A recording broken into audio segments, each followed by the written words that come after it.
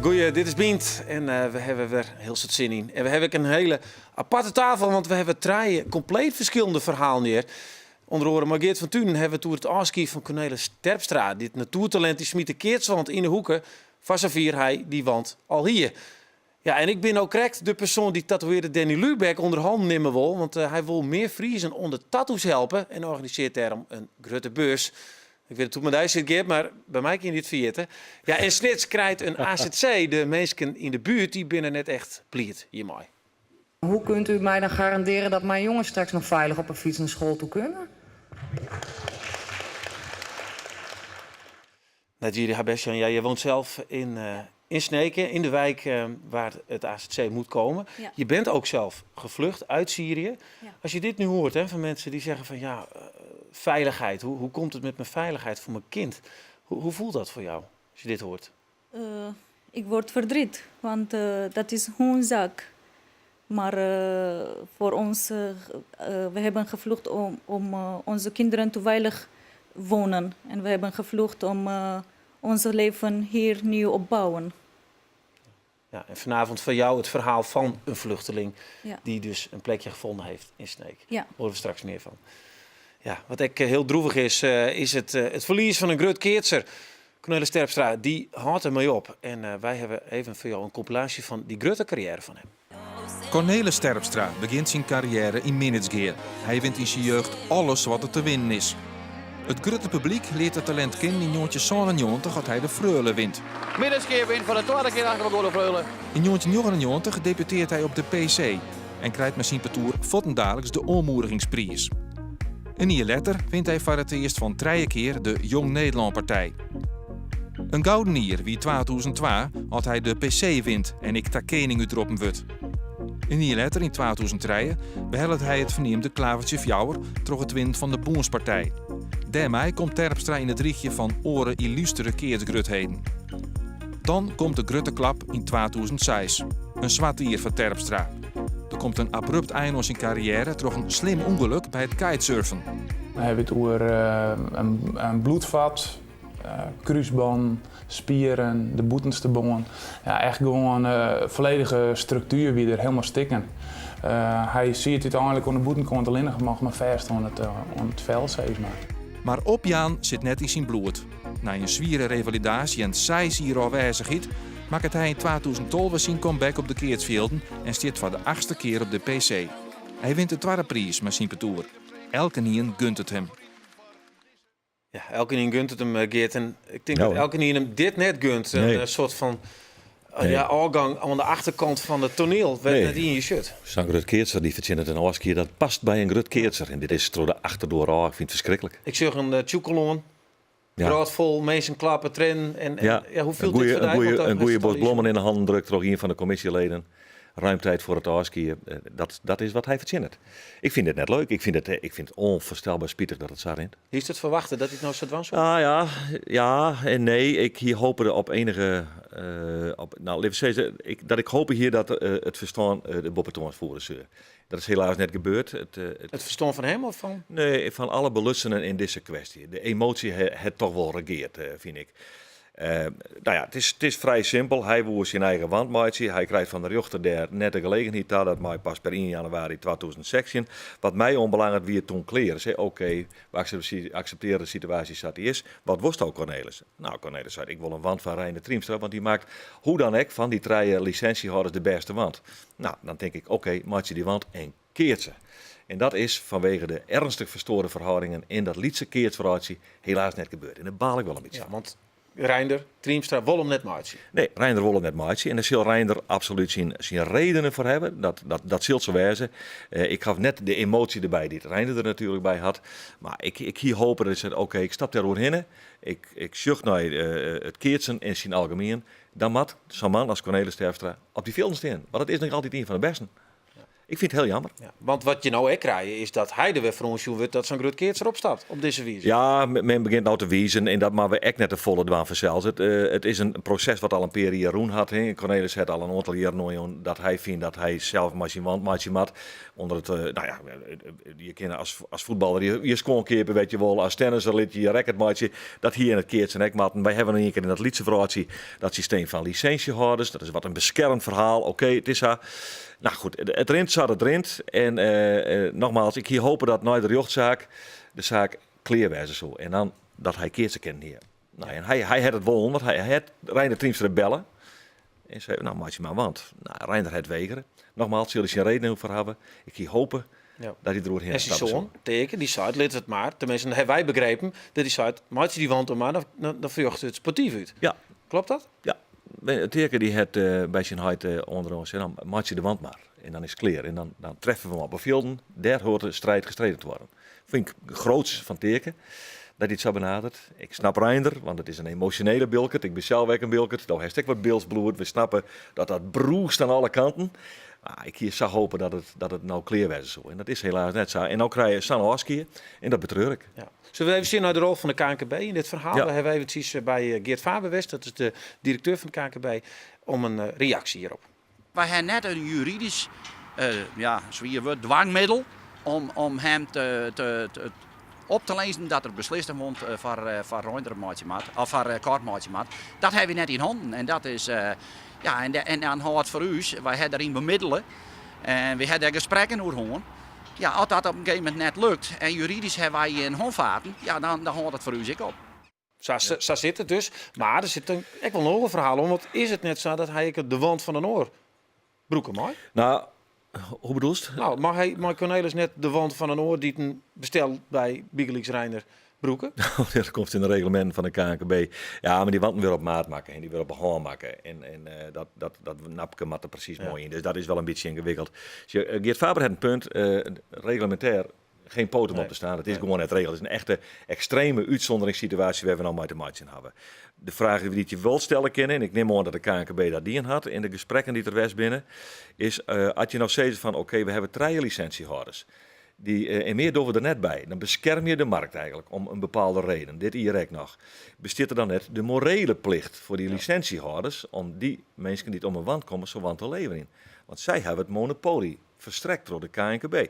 Nou, dan heb je misschien wel de morele plicht om het te doen. Hè? Ja.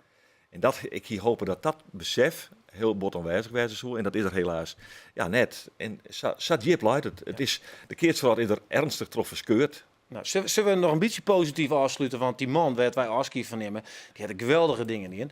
En een van de zaken was die prachtige glimlach. En dan zullen we dit. Maar de PC, in de finale. En let goed op zijn gezicht. 2013. Als je let op de gezichten van deze jongens, bloedserieus. Een Belg wie het, hè? Ja, een Belg. Ja. En dit. Ja. Is dit hem, zoals hem kist? Zo kennen we Cornelis. Het is een prachtig beeld. Ik moet er wel eerlijk bij zeggen dat wij toen tot de conclusie kwamen dat Cornelis Terpstra die PC net winnen zou, omdat de focus bij de zinstander aanmerkelijk groter weer als bij het parcours van Cornelis. En dat is uw Maar daar mag nog één zin, zeg maar, als een soort van in memoriam onder de sportman die het ophoudt. Hij is net de sportman is er niet meer. Nee. Tenminste, net op een keertje. Nou ja, Cornelis Terpstra, fantastische keerster die het op dit tijd op een velden thuis zit en nergens oors, net thuis zitten. Dus misschien kent er ooit nog een oplossing voor. Zo mooi wezen. Je weet het net, indikeert wat. Hey, bedankt. Alsjeblieft. Ja, als we praten we hier. Ik vind het trouwens hoe die tatoeages zijn. Dat is nog vrij skin. Maar denk erom, die man naast die is er klaar voor. Want we hebben toen een tatoeagefestijn hier in Ljouwert. We hebben het aan snack oer-meanskip gevoel. En dan zorgen we bij de scoutingsleden uit Ljouwert. Want die schijnen echt heel goed dat meanskip gevoel te pakken te krijgen. Ja, Danny. Fijn dat je er bent. Ik had het net over het tatoeageverhaal. En Geert en ik zijn eigenlijk blanco. Ik weet, jij niet, hè? Heb je een tatoeage? Ja, heb ik een tatoeage. Jij hebt een tatoeage, oké. Dus, Wat betekent het? Naam van mijn man. Naam van je man, oké. Trouw, Ja. oké. Maar nou is het dus zo dat jij bent vanuit Hogeveen hier naartoe gekomen. Ja. En je gaat hier dit weekend een grote beurs openen. Tattoo-beurs. Allemaal mensen komen hier, 50, 60 tatoeëerders. En die moeten onze Friese eventjes te pakken nemen. Hoe kom je erbij dat wij dat nodig hebben? Ja, kijk, het gaat niet alleen om de Friesen natuurlijk. Kijk, ze komen natuurlijk wel gewoon vanuit heel Nederland of Duitsland of België of wat dan ook. Maar ik heb wel bewust Friesland gekozen. Omdat ik ben behoorlijk sfeergevoelig, zeg maar. Dus ik ben hier en daar wat gaan oriënteren naar wat plekken en naar wat provincies. En op een gegeven moment kom ik toch op Friesland uit, omdat ik de mensen hier wel behoorlijk gemoedelijk vind, wat ik niet had verwacht. Oké, dat is toch apart? Ja, Maar hoe heb je dat gedaan? Hoe ben je op onderzoek uitgegaan dan? nou ja, kijk, in de loop der tijden, maanden, kijk, je gaat wel eens een dagje weg en je rijdt hierheen en je rijdt daarheen. En op een gegeven moment kom je thuis en denk van nou, viel toch wel tegen, hè, om daarheen te gaan. En nog niet zo lang geleden zijn we dus in Friesland geweest. En toen dacht ik van, hé, leuke sfeer, leuke mensen wel. Ik denk, misschien moeten we het hier wel gaan proberen. Maar wat is dat dan? Dat je, ik bedoel, ja, een leuke sfeer, dat heb ik Nou ook wel eens ja, ergens. Maar dan op denk ik niet een meteen, gegeven ik ga je een tatoeage... Op een gegeven moment dan ja, je loopt een beetje door de stad en dan ga je sfeer proeven. Je loopt een winkeltje binnen en nou, je wordt goed behandeld, mensen zijn vriendelijk. Ja. En dat is wat ik van Friesland tot nu toe heb Oké, vernomen, nou, zeg maar. dat is heel fijn. De bedoeling is dus dat wij ook wat meer tatoeages nemen. Hè? Want is het zo dat, vind je dat de Friesen te weinig tatoeages hebben? Nee, dat niet. Dat valt wel mee. Nee, Dus dat wij zijn er valt nu mee. meteen, Geert en ik zijn niet meteen de personen Nee. die je moet overhalen. Nee? Het hoeft niet hoor. Nee, dat hoeft niet. Maar sorry, Geert, heeft er wel eens een Nou ja, hart ik ben van een generatie dat een tattoo, zeg Taboe maar, is. nou geen taboe, maar een uitzondering was. Ja? Mensen van die ruige schippers, zal ik maar zeggen, zeelieden, die hadden wel een tatoeage, Ja. kwamen ze mee uit het buitenland. Dat was bijzonder. Ja, dat is nog wel voorbij. Een tattoo was bijzonder. We leven nu in een tijdperk, volgens mij, dat een tattoo meer regel dan uitzondering is. Ik ben de uitzondering, ik heb niks. Dit is een uitzondering, ja. Ja, hè? Ja. En hoe komt dat eigenlijk? Kijk, het is tegenwoordig, na de laatste jaren, is het ook heel erg hot, hè? Presentatoren, televisie. Ja. Arie Boomsma, zit ja, eronder, precies. hè? Ja. Ja, maar kijk maar naar John de Mol. Die voetballers allemaal. Al die natuurlijk, voetballers ja. en al die hè? Ik bedoel, Discovery heb je Miami Ink en al die programma's, zeg maar, zorgen er wel voor dat het taboe verdwijnt. En waarom? Omdat die mensen die getatoeëerd worden op televisie ook hun verhaal doen. Ja. Waarom ze een tatoeage nemen. En dat was vroeger dus niet echt bekend. Dat was Nee, dat was niet echt misschien bekend. meer dronkenmans Vroeger deed het actie of meer zo. van, nou, ik doe het. Kijk, zeelieden deden het vroeger meer als een souvenir, Ja. hè, voor waar ze geweest waren. Ja. En baaijersklanten vroeger, zeg maar, dat is meer voor het ruigen en merken waar ze vandaan komen, Ja, ja. bij welke bende ze zitten. En dat is in Amerika nog steeds zo. Ja. Maar tegenwoordig is het echt wel, het heeft veel met familie te maken. Oké. Zullen we even kijken om een indruk te krijgen van Ja. wat zo'n beurs is? We hebben even een paar beelden gezocht van een andere beurs, want ja, die van jou is er nog niet. Kijk, dit is het dus eigenlijk. Hè? Het is eigenlijk net alsof je naar de huis, hoe heet het, de vrouw gaat. De beurs de vrouw of weet ik veel, de Caravana. Nou, in 2006. Ja. Gewoon steentjes. Wat ziet Ja. het er bij jou zo ook uit? Ja, ongeveer wel. Ook deze vrouw, die is er ook? Kan. Ja, en wat is er nog meer allemaal te zien bij jou? Nou ja, dit zie je. Dus gewoon, we hebben een aantal rijen met tatoeëerders. Die live aan het tatoeëren zijn. Waarbij mensen gewoon afspraken kunnen maken, getatoeëerd kunnen worden. Tatoeëerders die hun eigen klanten meenemen en hun werk presenteren. Dus dat is er ook. Maar zijn mensen gaan denken mensen, nou, ik heb honger of ik heb een beetje dorst. Even op Horecaplein zitten. Ah, oké. Kunnen naar het podium kijken. Live muziek, wat vuurshows. Komt wat strippers komen daar. Wel netjes natuurlijk. Ja, ja. Want we hebben ook een afdeling voor kinderen, Ja, zeg maar. dat- Dus er lopen ook kinderen rond, dus het moet wel netjes Maar het is blijven. niet zo dat bijvoorbeeld Henk en Margriet die gaan te winkelen in Leeuwarden, die lopen per ongeluk het WTC binnen en Henk die komt met een adelaar op zijn rug terug. Nee? Dat zou wel mooi zijn, denk ik. of niet? Nee, dat gebeurt niet. Hey, en, dat is een grapje natuurlijk, maar er komt ook nog een bijzondere artiest, hè? Rob Richardson. Ja. We hebben beelden van hem. We kunnen hem eerst even bekijken. Ja. Dat is een excentrieke man. Wat is het voor je voor persoon, deze? Waar komt hij vandaan? Engeland. Engeland? Deze tatoeëerder is een tatoeëerder die echt gespecialiseerd is in portretten, Ja. zeg maar. Kan heel erg zeer realistisch werken. Oh, kijk, hier zien we dat. Dus dat hij dit doet Ja, even kijk, snel natuurlijk. daar is hij al mee bezig. En waarom is hij zo goed? Gewoon in ik vind hem goed omdat hij met heel veel contrast werkt. Oké. Zeg maar heel... ik vind het gewoon een hele goede tatoeëerder. Hoe lang duurt dit nou Technisch echt gezien. eigenlijk? Voordat je dit hebt? Ik weet niet eens Voordat je wat dit het is. hebt? Het is Ik een hand denk- of zo? Hand op een gezicht, ja. Oh, ja, ik Kijk, zie het die kan, hand, het ja. kan 4 uur zijn, maar het kan ook 8 uur zijn. Zeg maar. Dus Goeie, hè? afhankelijk van de klant ook, hè. Maar ik denk dat hij er ongeveer, nou, tussen de 6 uur denk ik, 6, 7 uur. Ja, wat ik me steeds afvraag bij dit verhaal, als je dit ziet, is het tamelijk intensief getatoeëerd ook, hè? Met zo'n gezicht en zo. Is het allemaal gezond voor je lijf? Je prikt het er toch allemaal maar in. Ja, in principe kan er geen kwaad. Kijk, er is ook een tijdje een bericht in de krant geweest van dat het kankerverwekkend is. Ja. En, dat hebben jullie Inkt vast uit allemaal wel China, gelezen. geloof ik, Ja. ja. Maar dat is allemaal, kijk, dat komt gewoon, kijk, er komt gewoon rommel in China, uit China of wat dan ook, of uit al die andere landen, zeg maar. Op Marktplaats bijvoorbeeld heb je gewoon heel veel mensen die gewoon inkt verkopen wat eigenlijk helemaal geen tattoo-inkt is. Mhm. Kijk, en de inkt die gebruikt worden, zijn vaak, ja, of het zijn thuis-tatoeëerders. Zijn mensen die denken van, nou, hè, ik kan een leuk poppetje tekenen, dus laat ik mooi getatoeëren. Ik heb geen zin om te werken, laat ik dat lekker gaan doen. Kijk, en dat soort mensen, die zijn mensen in principe aan het verminken daarmee. Ja. Totaal geen kennis van hoe diep je mag gaan. Maar die zul je dus ook niet zien op jou.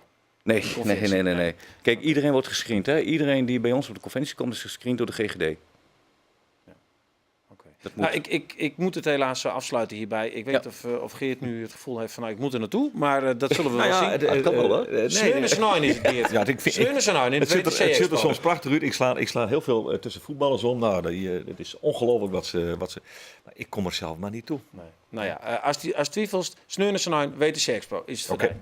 Dank Ja. in ieder geval voor je verhaal. Ja, wij zeggen deze weekend ziek je we eigenlijk naar dat Meanskip-gevoel. Hè? Want je weet het wel, culturele haatsterten is het, maar de hele tijd hoe dat Meanskip-gevoel, dat werd op een gegeven moment echt verkocht. Dat is een van de redenen dat we het krijgen hier in Ljouwert. Maar wat is dat nou eigenlijk? Nou, wij zeggen dat, en we gingen op zoek naar het gevoel bij de scoutingsleden van Burmania in Ljouwert.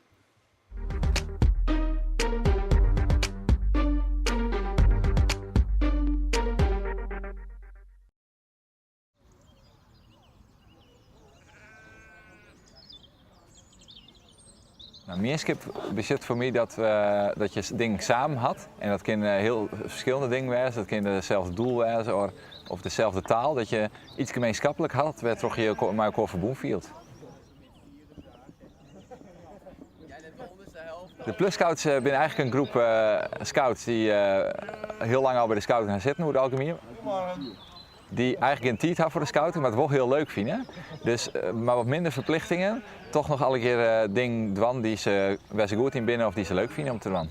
Iedereen kan zijn eigen instantie bijdragen en dat is heel verschillend. Dus zit ik bij de scout met heel volle verschillende soorten mensen bij elkaar zitten. Dat maakt het heel leuk.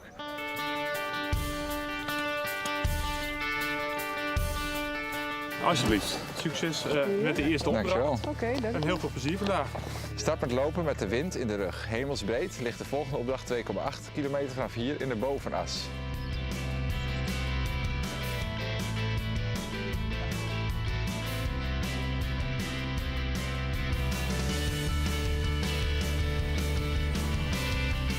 Voor mij is Scout wel echt een Meanskip, omdat je alle keer samen opgegroeid bent, samen dezelfde dingen beleefd had. Dus iedereen gedraagt zich op dezelfde manier of weet in ieder geval wat ze aan elkaar hebben. En dat maakt het wel een bepaalde verbindenis.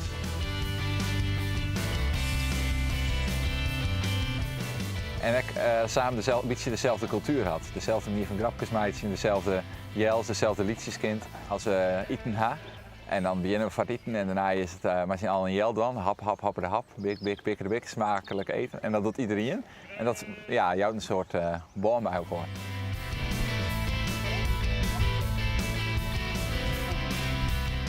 Oh, vinger in de weg. Ja. Nee, heeft hem al. Die kant Wat komt eruit? Hier, de Bostoren. Landgoed Schovenhorst, bij de Garderendse weg. Nou, ga die kant op. Eerst die kant op.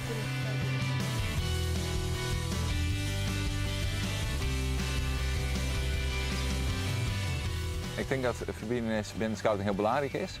Omdat dat is de reden waarom mensen komen. De scouting draait natuurlijk grotendeels op vrijwilligers. En als mensen zich één keer verbonden vinden met de scouting, dan blozen ze heen en blozen ze dingen van. En daarmee bloot scouting denk ik bestaan. Dus die verbinding is best wel belangrijk voor het voortbestaan van scouting.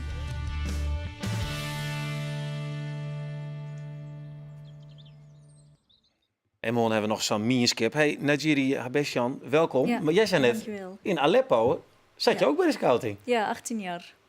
En lijkt het een beetje op wat ze hier doen? Ja, ja. Wat deden jullie daar? We hebben een speciale plek. Dat noemen we Kesab. Dat is een dorp. We gaan met de bus daar en gaan we naar de bergen klimmen en leuke dingen bijna 1 week. Knopen. En dat is bijzonder dat jullie dat ook hebben. Ja. Je bent hier om over iets anders te praten, over serieuze zaken.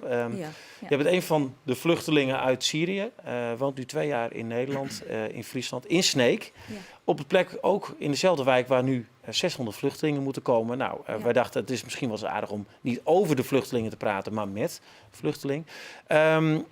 Weet je, want het lijkt me nog wel eens interessant. Jij komt in Nederland. Weet je nog het eerste beeld wat je hebt van Nederland, hoe je je voelde en hoe dat was? Ja. Het eerste beeld was, we waren erg blij en we hebben ons veilig gevoeld. En precies voor mijn dochter ook. We wonen 2 jaar in Nederland.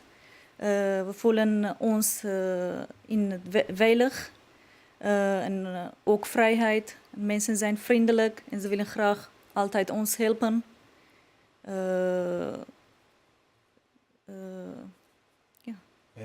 En dat gun je natuurlijk die 600 mensen die nu ook komen, ook vooral uit Syrië, die gun je dat natuurlijk ook in Sneek. Ja. Wij waren een half jaar geleden bij jullie om een portret te maken van hoe het is om jullie te leven. Zullen we daar nog even naar kijken? Ja.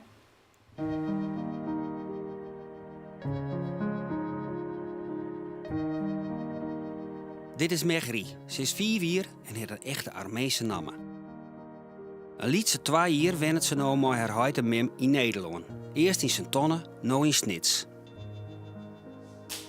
Ze komen uit Aleppo, een stad in Syrië in de buurt van de Turkse grens.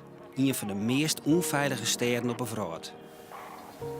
2 jaar terug was Aleppo een heel mooie stad.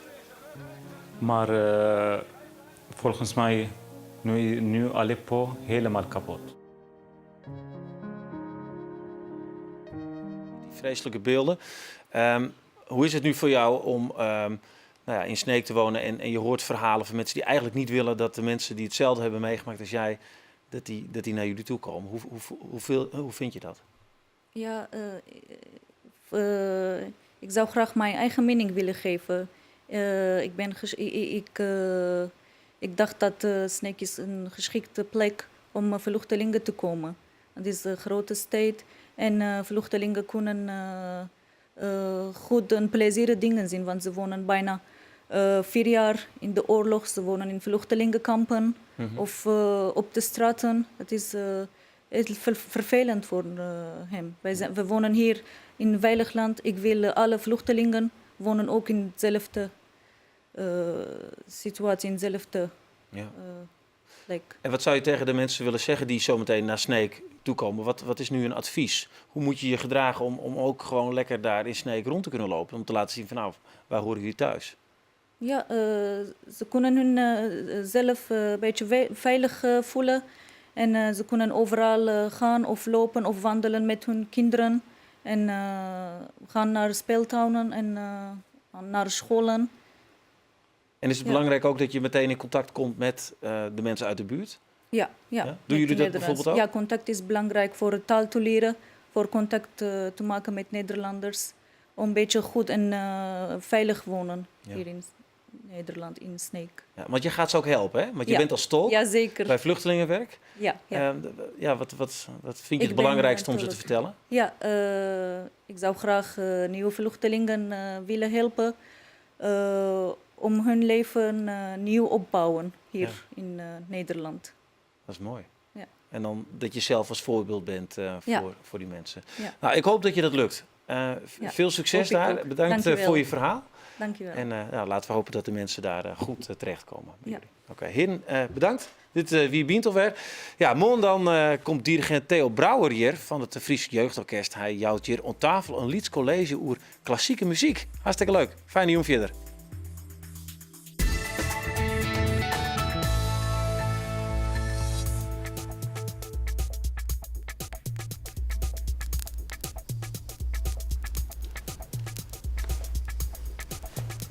wijsheid.